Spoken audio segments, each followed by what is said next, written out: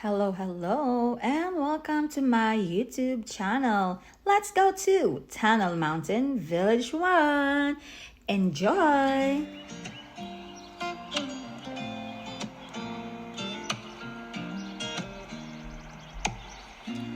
Almost heaven, West Virginia, Blue Mountains, shining over river. Life is old here, older than the trees, younger than the mountains, growing like a breeze. Country roads, take me home to the place I belong. West Virginia, oh mountain mama, take me home, country roads. All my memories gather round her, miner's lady, stranger to blue water, dark and dusty, painted on the sky. Misty taste of moonshine, teardrop in my eye. Country roads, oh take me home to the place I belong. West Virginia, oh mountain mama, take me home. Country roads, oh take me home. I hear a voice in the morning hour, she calls me. The radio reminds me of my home, far away. Driving down the road, I get a feeling I should have been home yesterday, yesterday. Country roads, take me home to the place I belong. West Virginia, oh mountain mama, take me home, country road.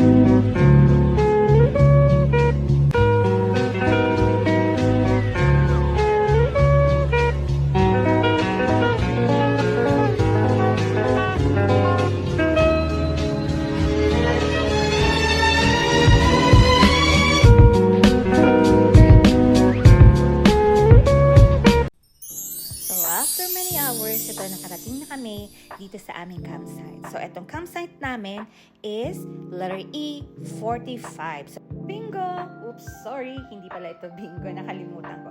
So dito pala ito sa Tunnel Mountain Village 1, na ang Village 1 ay mga non-service site. Pero talaga naman, ito ay matcha-challenge po tayo ngayong araw na to para iset up ang ating tent at hindi kami gagamit ng aming RV today. So ayan, panoorin niyo kami kung paano kami mag-set up ng mabilisan.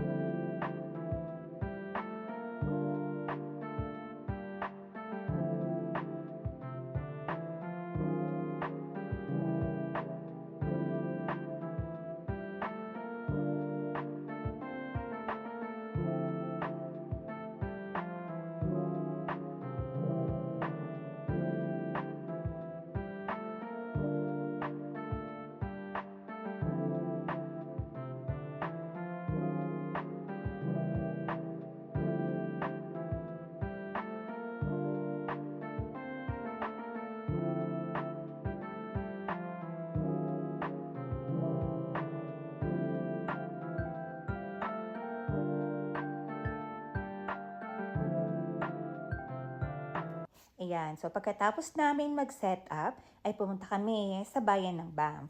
Siyempre, para mamasyal at bumili ng tubig namin.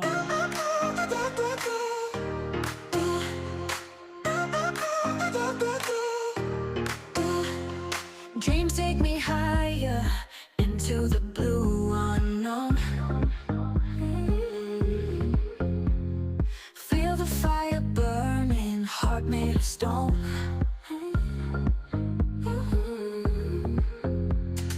Ride with the wild wind, chasing the endless light. Stars in the black night, fuse to ignite. Passion for adventure, living without a rhyme. Crossing the mountains high, playing with time. Pagkatapos namin sa bayan ng Banff, eto pabalik na kami dito sa aming campsite at nakakita kami ng deer.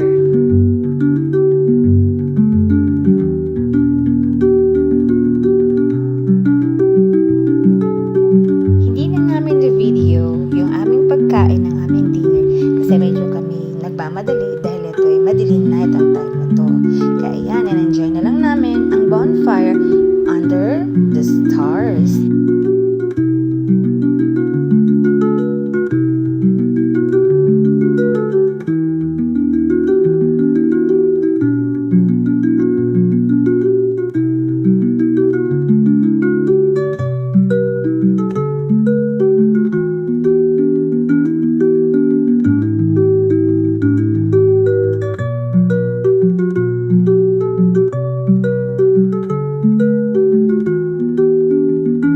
Medyo bitin talaga itong camping namin na ito dahil ito ay only 2 days and 1 night.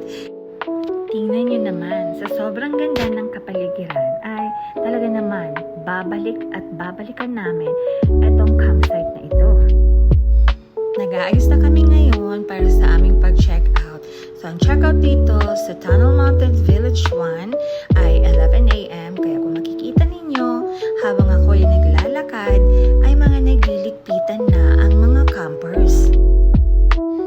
Kung umabot na kayo dito sa part ng video ko na to, ay palambing naman ako. Baka pwede namang pa-like, subscribe, and push the notification sa ilalim lang ng video na to. So I hope you are guys enjoying kung ano man po yung na-share ko sa inyo. So enjoy the rest of my video at makikita pa ninyo ang mga iba pa naming mga kabisihan. Maraming salamat!